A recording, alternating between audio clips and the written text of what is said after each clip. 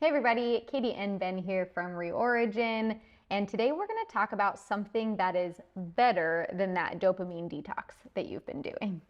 So, what is a dopamine detox? It's this kind of like this self-imposed practice that a lot of us, I know I've done it before, I don't know about you, but a lot of us will do where we kind of like completely abstain from activities that maybe have been stealing our attention for a long time. These activities that kind of like provide that instant gratification, that instant dopamine hit. The best example I can always think of is like social media, right? The scrolling on Instagram, things like that. So a dopamine detox is when we say, I'm not getting on social media for 30 days or whatever it looks like. We put these like hard and fast lines and rules around it.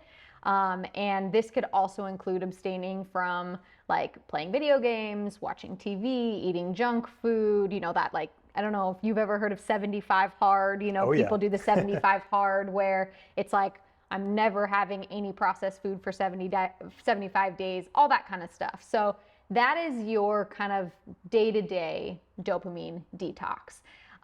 And what it's intended to do is reduce this over reliance on these instant gratification opportunities, these instant gratification activities, and then kind of resensitize our brain to natural rewards.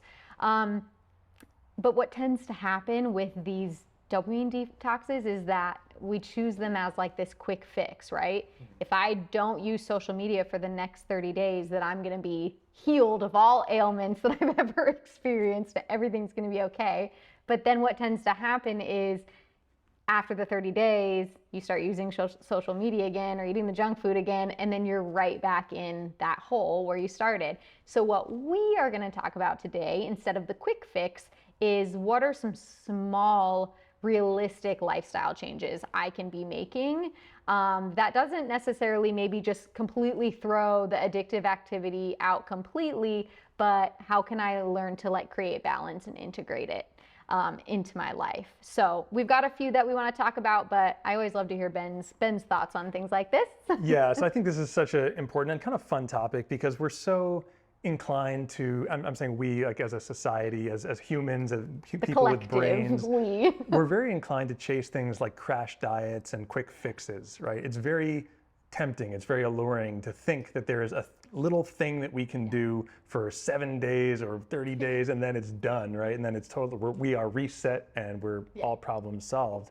But in reality, while the idea of a bit of a reset isn't inherently bad, in reality, what we really want to go for is longevity. It's something that changes how we feel and function, not just now or 7 days from now for a moment, but really for the rest of our lives.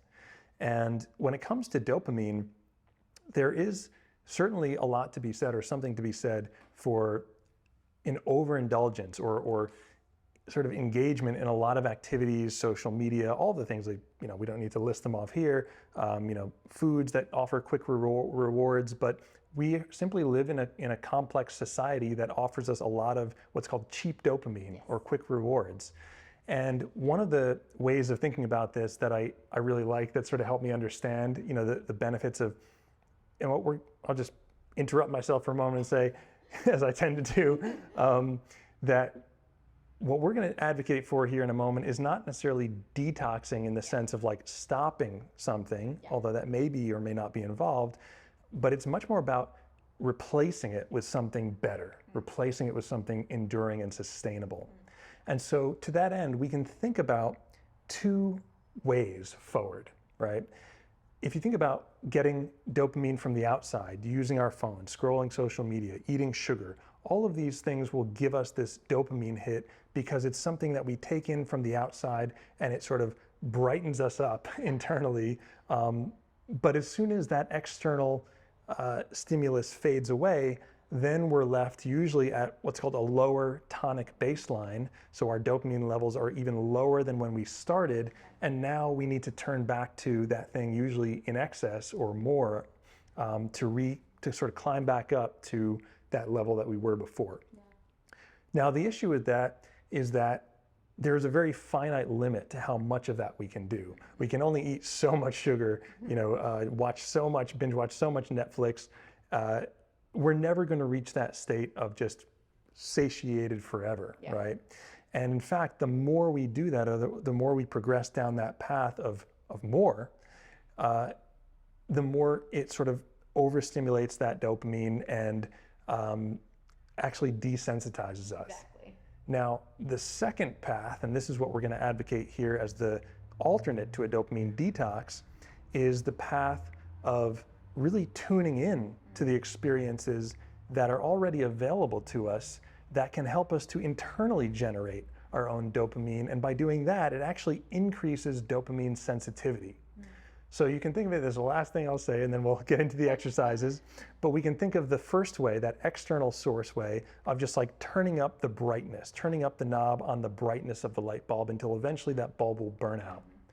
And this way that we're going to talk about now, we can think of as like, imagine like we've been wearing layers of sunglasses and we start just removing those layers of sunglasses to reveal the brightness that's always been there. Yes.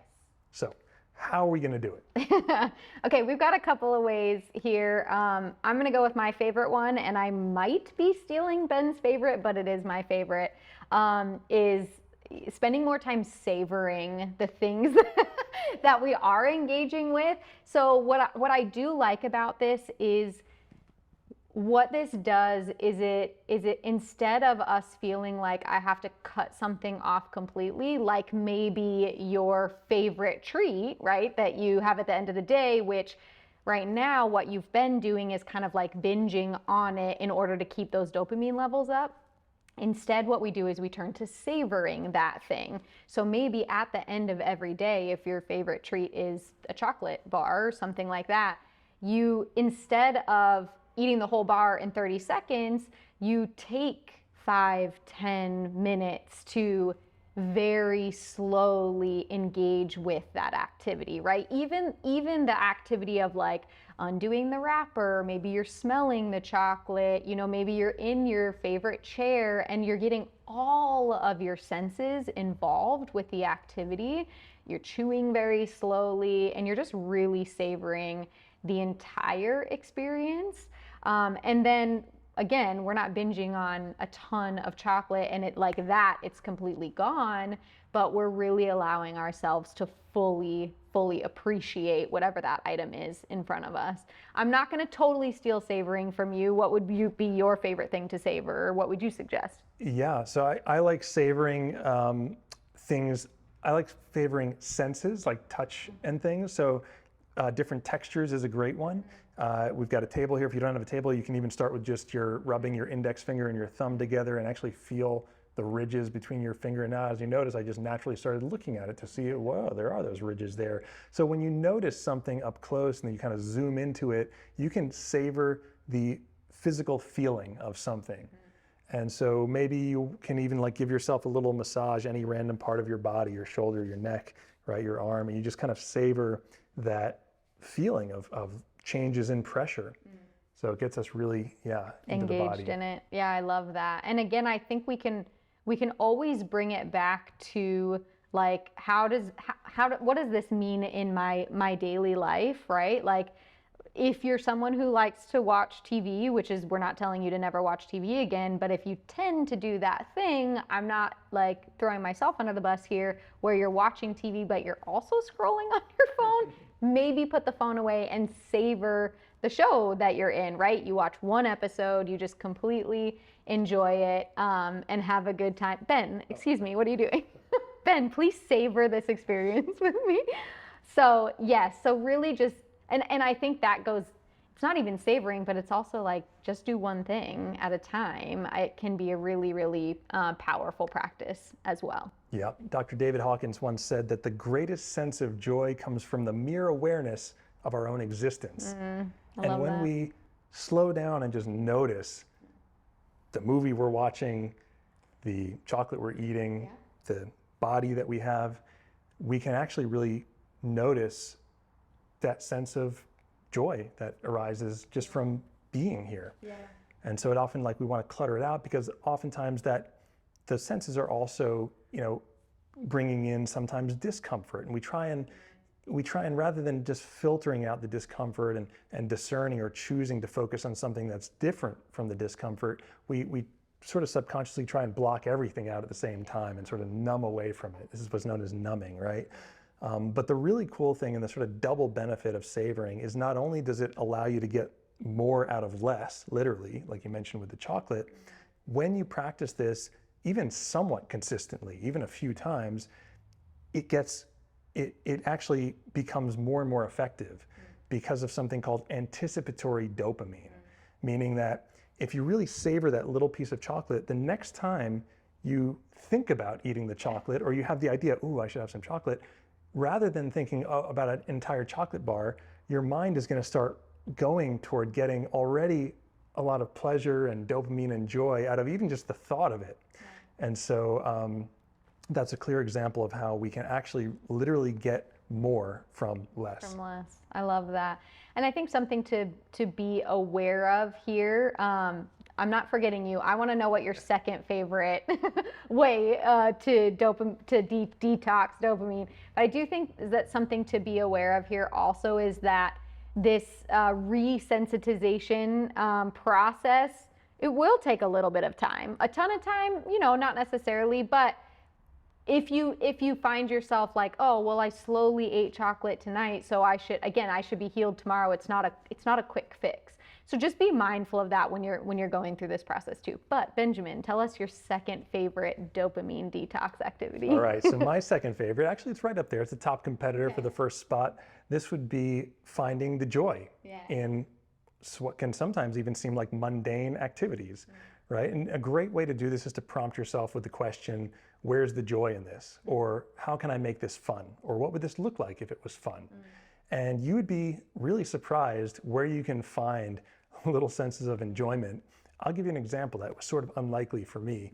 This was email, right? So where is the joy in email? But this is something that I'll actually practice as we engage with a lot of our members in our community. We answer a lot of emails and questions and DMs and stuff. And of course, we're spending time on the screen, but sometimes what I'll do is I'll start to prompt myself with that question of, what would this look like if it was really fun, and where's the joy in administrative work sometimes? And I'll kind of get really into the flow of typing. I even went online and I searched for a type speed test, right? Awesome. And I checked my typing speed, and I learned a little bit about how to improve your typing speed. And interestingly enough, but not surprisingly, the way to increase your typing speed is to slow down. It's to relax your shoulders. We think of when we want to speed up, right? Fast. But if you slow down, if you breathe and relax, you start to really increase your accuracy. You move more fluidly. And so I started to make this a practice because it can have benefits to be able to type faster. It's a fun thing to do. It's also, there's a huge benefit to being able to engage mindfully in your work while being at ease. And so now whenever I find myself like stuck in what seems like mundane activities, I say, where's the joy in this? And I say, oh, I'm practicing increasing my typing speed. So that's just one example. There's a lot of other ways you can find this. Taking routes to work, you can take different routes. We know that changes the brain.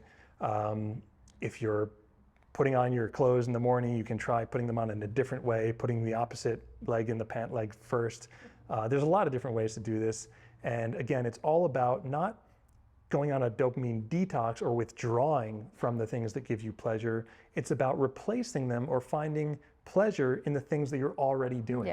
Yeah. I think it's really about like just actually being engaged with whatever you're choosing to do, actually noticing whatever you're choosing to do, whether it be putting the different sock on or the different shoe on, or it is watching a movie, right? Being with your loved one and eating popcorn and, cuddling or laughing or whatever it might be.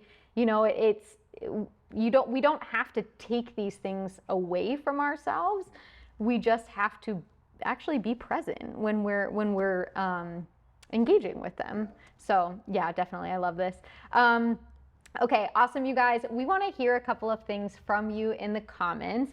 I would love to hear, like, what's your favorite thing to fully savor, fully engage with? Is it the chocolate? Is it going to the beach? Is it your bed in the morning when it's all warm and toasty? And then also, what's one way you can do an ordinary activity with a little bit more joy? So really write that in the comments, you guys. Let us know what that is. And also, if you want to, hear more content like this, please subscribe to our YouTube channel. You can also sign up for our newsletter that's going to give you a ton of information like this, and just going to help you engage with your brain a little bit more, retrain your brain, and reclaim your health. So that you can sign up for at reorigin.com/newsletter, and we'll see you guys in the next video. See you in the next one.